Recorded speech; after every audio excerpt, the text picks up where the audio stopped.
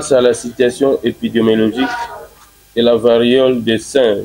Un contexte général. La République démocratique du Congo, notre pays connaît une recrudescence de cette maladie depuis le 14 août 2024. Notre province du Kwilu n'est pas épargnée. Actuellement et à ce jour, 7 zones de santé sur 24 sont touchées, parmi lesquelles nous avons la zone rurale de Bakata avec un cas, la zone urbano rural de Bandundu avec 3 cas, dont un décès, la zone de Djouma la plus touchée avec 12 cas, dont 2 décès, et parmi ces décès, on note un infirmier soignant. 4e zone rurale de Gungu avec un cas, 5e zone rurale d'Ipanu avec un cas, 6e zone urbano Kikwit Nord avec 6 cas, dont 3 cas à la prison centrale, 7e zone Mokala, 10 cas, dont un décès. Total de la province du Kwilu, nous enregistrons 34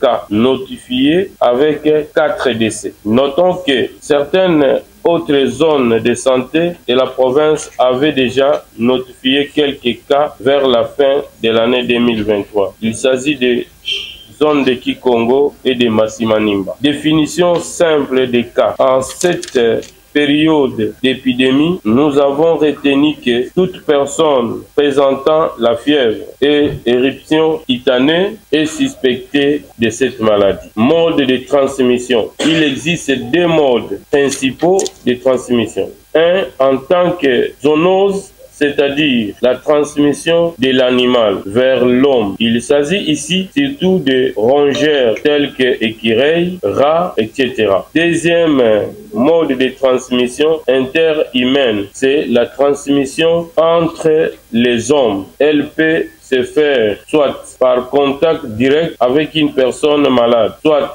par contact indirect avec les objets d'une personne malade, tels que habits, literie, etc. 4e point, que devons-nous faire? Nous recommandons 5 règles à respecter, à savoir 1. Pas de panique et surtout ne suivez pas des rumeurs. La variole des singes peut être maîtrisée si elle est prise en charge à temps. Il existe aussi un vaccin contre cette maladie et la vaccination interviendra d'ici là, le temps que les pays réunissent les ressources. Envoyez ainsi donc tout cas suspect au centre de santé ou à l'hôpital le plus proche où la prise en charge doit être gratuite en date de séjour. Suivez enfin les conseils des autorités politico-administratives et de la santé. Des règles à éviter: tout contact avec un animal mort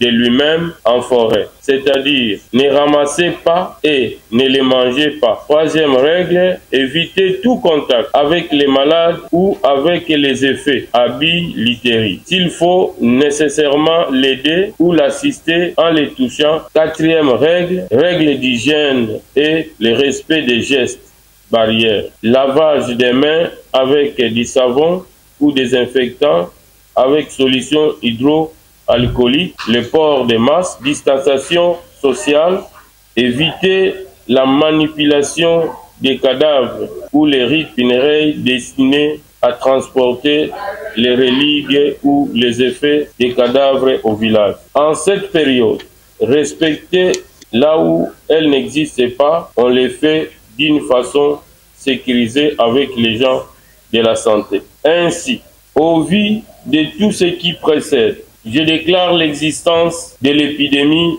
de la variole des singes dans notre province du Kwilu. Je tiens à vous informer aussi que la riposte a déjà commencé et notre comité de lutte contre l'épidémie, les catastrophes et les urgences est déjà mis à pied d'œuvre en attendant la vaccination de masse qui dépendra des directives du niveau central. Je vous remercie.